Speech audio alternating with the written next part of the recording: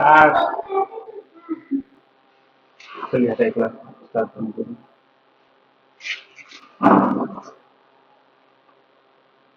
चलिए क्लास है sir, done. अब हल्ला कोई नहीं करेगा, आवाज कोई नहीं करेगा, ठीक है, एकदम मुंह बंद।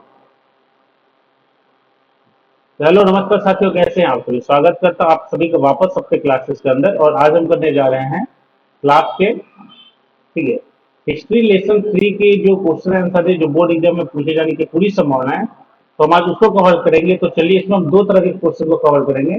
पहला कवर करेंगे लघु को, और उसके बाद दूसरा कवर करेंगे हम दीर्घ को। तो पहला तो सवाल है कि हिंद चीन में फ्रांसीसी प्रसार का वर्णन करें। ठीक है, ये क्वेश्चन है, इसको ध्यान से देंगे। देखिए आंसर क्या कह रहा है। बोले कि 1498 ईस्वी में वास्को डी गामा भारत से जुड़ने की चाह में जब समुद्री मार्ग ढूंढने निकला, तो धीरे धीरे स्पेन, डच, इंग्लैंड और फ्रांसीसी का आगमन इस क्षेत्र में व्यापार उद्देश्य से होने लगा। बड़े जब वास्को डी गामा भारत में सबसे पहले व्यापार के नाते भारत में आना चाहता था, और जब वो भारत में आया तो उसमें पूरी दुनिया के सामने एक रास्ता खुल गया था कि भारत में जाने का रास्ता क्या है। और अब यह व्यापार का एक सबसे बड़ा साधन बन चुका था। उसके बाद कह रहे हैं कि 17वीं शताब्दी में बहुत से फ्रांसीसी, ठीक बोले कि 17वीं शताब्दी में बहुत से फ्रांसीसी व्यापारी पादरी हिंद चीन पहुंचे। 1747 ईस्वी के बाद ही फ्रांस अन्नाम में रुचि लेने लगा। ये सेने ने इसको लिखेगा, अन्नाम में रुचि लेने लगा। 1787 ईस्वी में कोचीन चीन के शासक के साथ संधि का मौका मिला। डेट आपको याद रखना है। तो कोचीन चीन के शासक के साथ संधि का मौका कब मिला? 1787 ईस्वी में। उसके बाद बोले कि 19वीं शताब्दी में अन्नाम, कोचीन चीन में फ्रांसीसी पादरी की बढ़ती गतिविधियों के विरुद्ध उग्र आंदोलन हो गए।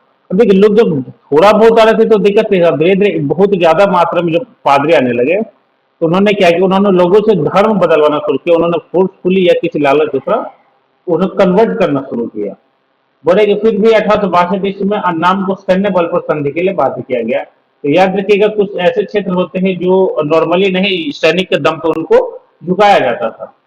उसके अगले वर्ष कंबोडिया भी संरक्षण में ले लिया गया, और 1783 में टोकिन में फ्रांसीसी सेना घुसे। ये समझे, फ्रांस एक ऐसा ताकतवर देश के रूप में उभरता है जो किसी न किसी स्थिति में, चाहे तो प्यार से या फिर मार से, वो अपने चुने गए क्षेत्र को मतलब अधिग्रहण में ले ही लेता था।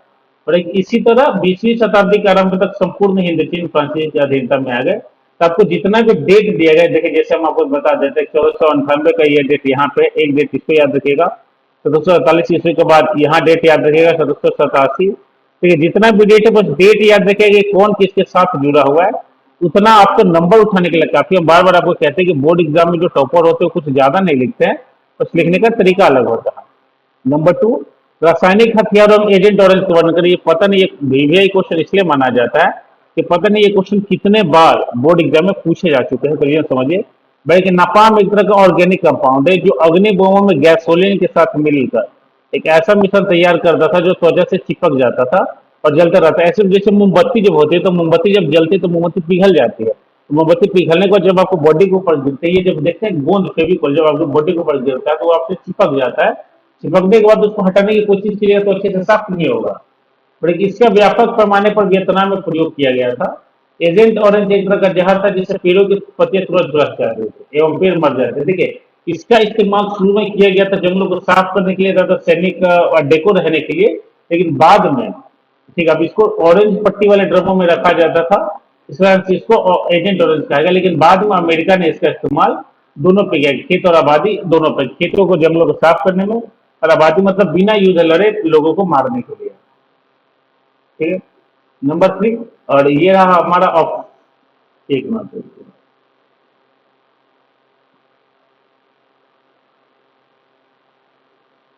ठीक है, ये रहा हमारा ऑफलाइन बैच का एड्रेस, याद रखिएगा, कोलनी रोड कोइलवर। चलिए नेक्स्ट क्लासेस, नेक्स्ट क्वेश्चन। बड़े कि हो ची मिन के संबंध में संक्षिप्त टिप्पणी लिखिए। देखिए जितने भी क्वेश्चन है सब वीवीआई क्वेश्चन है, क्योंकि ये सवाल कंटिन्यू रिपीट किया गया था। देखिए बोला कि हो ची मिन, इसका पूरा नाम याद रखिएगा, न्यूगेन आई कोप, एक वियतनामी छात्र था जिसने 1917 में पेरिस में साम्यवादियों का एक गुट बनाया। बाद में हो ची मिन शिक्षा प्राप्त करने मॉस्को गया और साम्यवाद से प्रेरित होकर 1925 में वियतनामी क्रांतिकारी दल का गठन किया। आपसे दो सवाल इसमें पूछे जा सकते हैं। पहला, वियतनामी क्रांतिकारी दल का गठन कब किया गया था? तो दूसरा, वियतनामी क्रांतिकारी दल का गठन किसके द्वारा किया गया था? बड़े कि साथ ही कार्यकर्ताओं के सैनिक प्रशिक्षण की भी व्यवस्था कर ली। अब उसके साथ जो लोग जुड़े थे तो उसने बोला कि आखिर जो लोग हमारे साथ जुड़े हैं वो भाई ट्रेनिंग ले गए, तो ट्रेनिंग के लिए जगह चाहिए, तो इस जगह की व्यवस्था की गई। अंततः 1930 में वियतनाम के बिखरे राष्ट्रवादी गुटों को एकजुट कर वियतनाम कांग सेना अर्थात वियतनाम कम्युनिस्ट पार्टी की स्थापना की गई, जो पूर्णतः उप विचारों पर चलने वाली पार्टी थी। मतलब ये पार्टी आपको नहीं होता पत्थर ईंट का जवाब पत्थर से देने के लिए तैयार थी, ये हिंसावादी गवर्नमेंट थी, हिंसावादी सरकार नहीं थी। इधर भी लग रहा है तो उधर बढ़ जाइए, हम इधर इसके पंखा नहीं चलाएंगे क्योंकि आवाज ज्यादा आता है इसमें। नेक्स्ट एक और सवाल है, होची मिन मार्ग क्या है, ठीक है। तो बड़े कि होची मिन 2 सितंबर 1945 ईस्वी को वियतनाम लोकतांत्रिक गणराज्य के सरकार के प्रधान बने और बाद में फ्रांसीसी सेना का प्रत्यक्ष मुकाबला ना कर पाने की स्थिति में गुरिल्ला युद्ध छेड़ दिया। ठीक है, होची मिन एक जगह भी था, ठीक है। तो बोले कि यहाँ पे केवल यहाँ पे जब वियतनामी लोकतांत्रिक गणराज्य बनता है तो उसके बाद जब यहाँ पे सरकार बनती है तो वो फ्रांसीसी सेना से मुकाबला नहीं कर पाते, और जब वो फ्रांसीसी सेना से मुकाबला नहीं कर पाते तो गुरिल्ला युद्ध करते। गुरिल्ला युद्ध समझे कि बहुत बड़ा एक जंगल का एरिया होता है, इस जंगल के इतने एरिया में ये आराम से छिपे रहेंगे। ये और मान चलिए यहाँ पे फ्रांसीसी सैनिक है, तो यहाँ से जब कोई फ्रांसीसी सैनिक, ठीक है, यहाँ से कुछ निकल के यहाँ जाएगा तो इनको देखे जब फ्रांसीसी सैनिक को खदेड़ के जंगल में आएंगे तो ये चारों तरफ से क्या होते हैं, गिर जाते हैं। उसके बाद इनके पास चारों तरफ से छिप के इनके ऊपर वार किया जाता है। इसी चीज को कहा जाता है गोरिल्ला युद्ध। भारत में ये युद्ध काफी ज्यादा लोकप्रिय रहा क्योंकि 1857 की क्रांति के समय पे बाबू वीर कुंवर सिंह ने भी इसी युद्ध का सहारा लिया था। बल्कि इस युद्ध के लिए गुरिल्ला सैनिक लाओस और कम्बोडिया के रास्ते दक्षिणी वियतनाम पर धावा बोलते और पुनः उन्हीं जंगलों में जाके छिप जाते। क्योंकि दिक्कत क्या था ना कि इतने बड़े घने जंगल में इनको इस तरह की ट्रेनिंग दी जाती है, ठीक है। अगर आप इनको मारने के लिए इनके पीछे कीजिएगा तो आपको दिखाई नहीं देंगे कि किसी न किसी घने जंगल में जाकर वो छिप जाते हैं।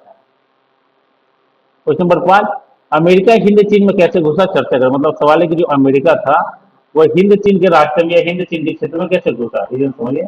और 1945 ईस्वी तक वियतमीन के गुरिल्लों के हाथों में तोकिन के प्राय सारे क्षेत्र नियंत्रण में आ गए थे। मतलब 1945 तक जो वियतनाम था उसने तोकिन के लगभग लगभग सभी क्षेत्रों को अपने कब्जों में ले लिया था।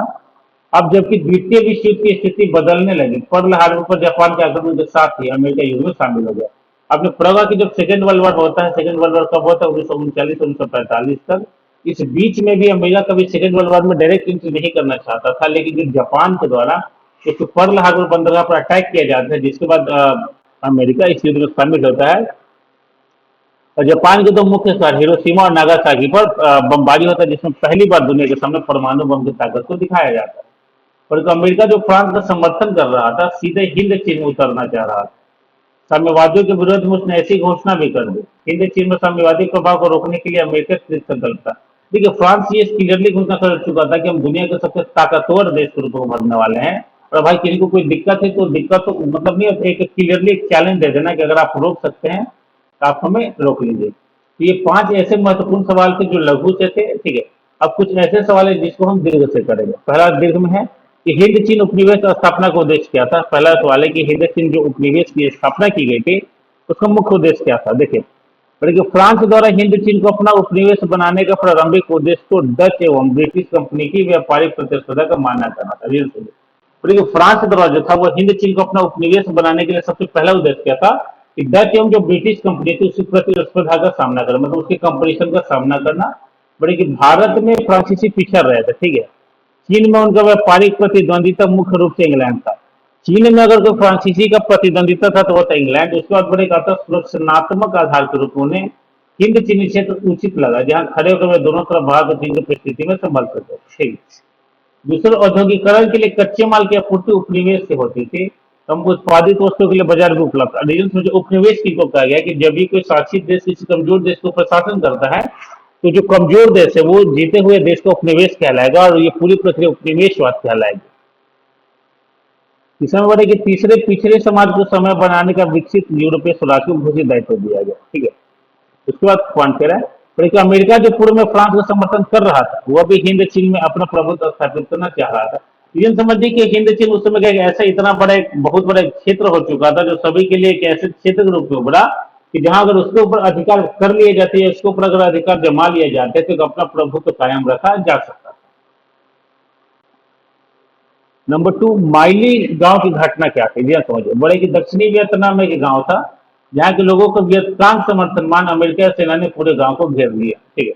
अब देखिए एक दक्षिणी वियतनाम में एक गांव था, ठीक है, तो वहां पे जो सेना थी, उस सेना, अमेरिकी सेना को लगा कि जो लोग हैं ये वियतनाम को सपोर्ट करने वाले हैं, और उन्होंने, अमेरिकी सेना ने क्या किया, पूरे वियतनाम में लोगों को घेरा, पुरुषों को मार डाला गया, और तो बच्चों को कई दिनों तक बंधक बनाया गया, फिर उन्हें भी क्या किया गया, मार दिया गया।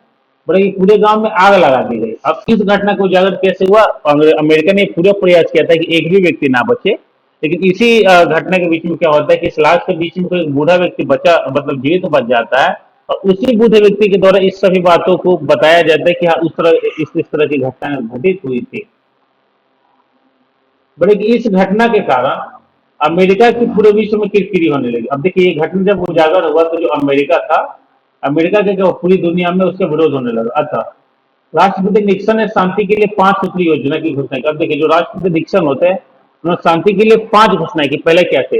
हिंद चीन की सभी सेना युद्ध बंद कर यथास्थान पड़ेगी, मतलब ये कहा गया कि हिंद चीन की जो सेना है वो युद्ध नहीं होगी, और वो अपने अपने स्थानों पर बनी रहेगी। दूसरा, युद्ध विराम की देखरेख अंतर्राष्ट्रीय पर्यवेक्षक करेंगे। अब युद्ध विराम की जो देखरेख थी वो कोई लोकल बॉडी या कोई लोकल गवर्नर के द्वारा नहीं था, और उसको इंटरनेशनल पर्यवेक्षक के द्वारा कंट्रोल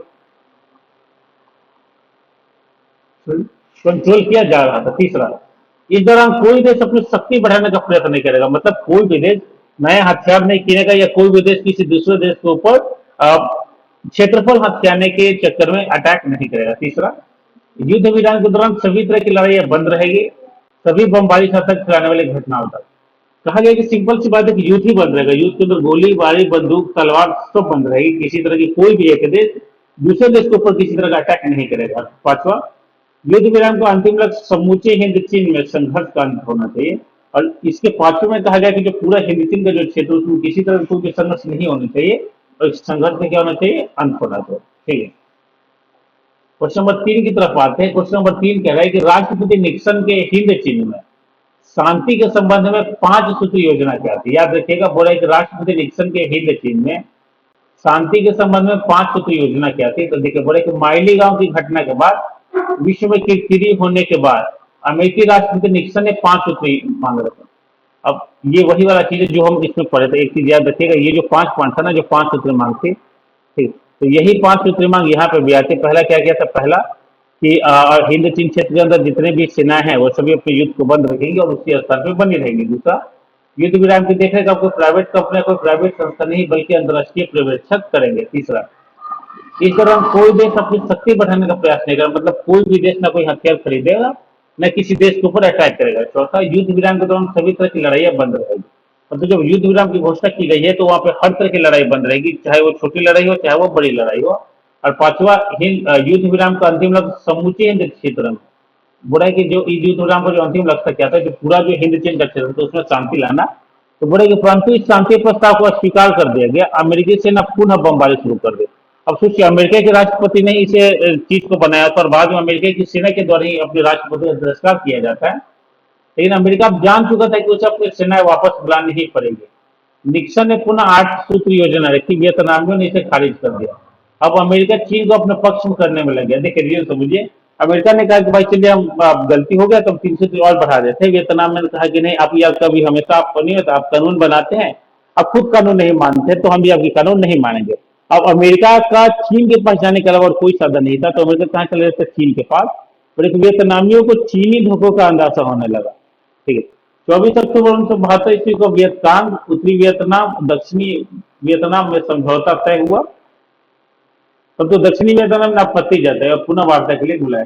देखिए, वियतनाम की चीज हो चुका था कि अगर अमेरिका चीन के साथ जाता है तो चीन के अच्छे रवैये के कारण वियतनाम को झुकना पड़ सकता था, और हुआ भी यही। लेकिन अंत में दक्षिणी वियतनाम ने आपत्ति बताई कि भाई नहीं, हम इस चीज से सहमत नहीं है और हमें पुनः आपसे वार्तालाप करना है। नंबर 4, फ्रांसीसी शोषण के साथ उसके द्वारा किए गए सकारात्मक कार्यों की समीक्षा करें। मतलब बोले कि जब फ्रांसीसी शोषण हो रहा था तो उसके साथ कुछ अच्छे काम भी होते, उन सभी अच्छे कामों की चर्चा करें तो समझिए। बल्कि फ्रांसीसियों ने प्रारंभिक शोषण तो व्यापारिक नगर और बंदरगाहों से शुरू किया। ठीक, सबसे पहला शोषण कहाँ से शुरू था? व्यापारिक नगर और बंदरगाह। लेकिन उसके बाद भीतरी ग्रामीण इलाकों में किसानों का शोषण शुरू किया। पहले बाहर हुआ, उसके बाद होने लगा भीतर। पहले तो ऐसे काट देंगे। ठीक है, बोले कि जीवन का आधार लाल घाटी थी तो कंबोडिया का मेकांग नदी के मैदानी क्षेत्र, कोचीन क्षेत्र, जबकि चीन से सटे राज्यों में, देखिए इसे सिंपल से हम आपको टॉपिक समझाते हैं इन्होंने सबसे पहले प्राकृतिक संसाधन के ऊपर अपना कार्य जमाना शुरू किया फ्रांसीसियों ने, क्योंकि वो जानते थे कि किसी भी देश को तोड़ना है तो उसके फ्रांसीसी सॉरी उसके प्राकृतिक संसाधन को कमजोर कर दीजिए। जैसे ही प्राकृतिक संसाधन कमजोर होगा, देश आपको अपने सामने घुटनों पे आ जाएगा। सॉरी, बोला कि सर्वप्रथम फ्रांसीसियों ने शोषण के साथ साथ कृषि की उत्पादकता बढ़ाने के लिए नहरों का एवं जल निकासी का समुचित प्रबंधन किया। अब लोगों ने भाई बोला कि ठीक है, अब खेती भी तो करनी जरूरी थी, तो खेती के लिए कृषि की उत्पादकता बढ़ाई गई, नल जल बनाई गई, पानी निकालने की व्यवस्था बनाई गई, और दलदली भूमि, जंगल आदि क्षेत्रों में कृषि क्षेत्र को बढ़ाया जाने लगा। ठीक, बोला है कि 1931 ईस्वी तक वियतनाम विश्व का तीसरा सबसे बड़ा चावल निर्यातक देश बन गया। जब इसके पास इतना ज्यादा चावल हो गया कि अब किसी दूसरे देश में चावल क्या करने लगा, बेचने लगा। और एक रबर बगानों, खानों, फार्मों में मजदूरों से एक तरफा अनुबंध व्यवस्था पर काम लिया जाता था। जमींदार अपने विपरीत रूप में आ चुके थे, रीजन समझिए। यहाँ पे व्यक्ति को व्यक्ति नहीं समझा जाता था, जो काम करने जाते थे मजदूर उनको मशीन समझा जाता था। मतलब आपको कम से कम 18 घंटा आपसे काम कराए जाते थे, और खाने या सोने के नाम पे एकदम हल्की नींद, एकदम हल्का सा खाना दिया जाता था। लास्ट सवाल की तरफ हम आते हैं। बड़े कि हिंद चीन के राष्ट्रवाद के विकास का वर्णन करें तो देखिए कह रहा है कि हिंद चीन में फ्रांसीसी उपनिवेश के छिटपुट विद्रोह का सामना तो प्रारंभिक दिनों से ही झेलना पड़ा। मतलब छिटपुट मतलब बहुत छोटा मोटा, एक उधर से विरोध करे, एक उधर से एकदम छोटा मोटा उधर। लेकिन परंतु 20वीं शताब्दी के शुरू में यह और मुखर होने लगा। वहां राष्ट्रवाद के विकास निम्न प्रकार से, ये जो छोटा मोटा विरोध था, या जहां राजे इसको निगलेक्ट किए, इग्नोर किए, यही राज्य के लिए सबसे बड़ी मुसीबत बनकर अब ये क्या होने लगा, अब ये राष्ट्रवाद के विकास पे बात करने लगे। बोले कि 1930 ईस्वी में फान बोई चाउ ने दुईतान हुई नामक एक क्रांतिकारी संगठन की स्थापना की, पहला। दूसरा, तो जिसके नेता कुआंग थे, बोले कि फान बोई चाउ ने the history of the loss of Vietnam की तो हलचल पैदा कर दी। याद रखिएगा कि किसकी कविता थी, फान बोई चाउ के द्वारा लिखी गई कविता क्या थी, तो the history of the loss of Vietnam. तो 1905 में जापान द्वारा रूस को हटाया जाना हिंद चीनियों के लिए प्रेरणा स्रोत बन गया। देखिए 1905 में जब जापान द्वारा रूस को हटाया गया, तो जो हिंद चीनी के क्षेत्र जो शासक थे, उन्होंने एक लंबी सांस ली कि चलिए कुछ समय तक के लिए अटैक हुआ। और एक रूसो और मोंटेस्क्यू जैसे फ्रांसीसी विचारकों के विचार भी उन्हें उत्प्रेरित करते थे। बल्कि राष्ट्रवादी नेता फान यू चिन ने राष्ट्रवादी आंदोलन के समय, एक मिनट, स्वतंत्र रूप को गणतांत्रिक बनाने का प्रयास किया। जापान में शिक्षा प्राप्त करने के छात्रों ने फान फू चीन के विचारों से प्रभावित होकर वियतनाम कुआन फू नामक संगठन की स्थापना की। तो वही जापान में लोग शिक्षा प्राप्त करने गए थे, लेकिन जब उन्होंने फान चून मिन से मिले, उनके विचारों ने उनको काफी ज्यादा प्रभावित किया, और फिर उन्होंने एक नए संगठन की स्थापना की। तो प्रथम विश्व युद्ध,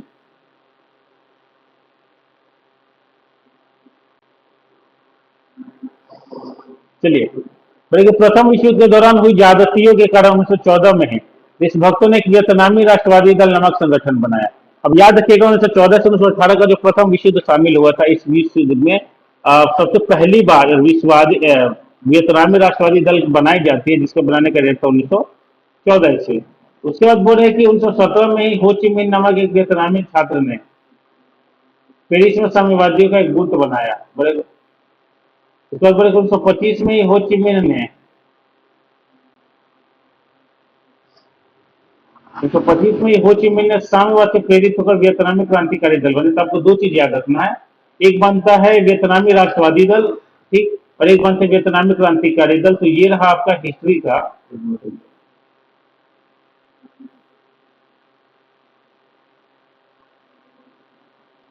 ठीक है। तो इतिहास लेसन 3 से जितने भी क्वेश्चन बन सकते थे, लघु और दीर्घ, सभी बन चुके हैं। तो मिलते हैं कल एक नए सेशन के साथ। तब तक आप वीडियो को पूरा देख लीजिएगा, क्लास के अंदर कॉपी कलम लेके बैठेगा, लेकिन हर एक चीज को नोट करते चले। चलिए मिलते हैं कल के नए सेशन के साथ, तब तक आप सभी का धन्यवाद।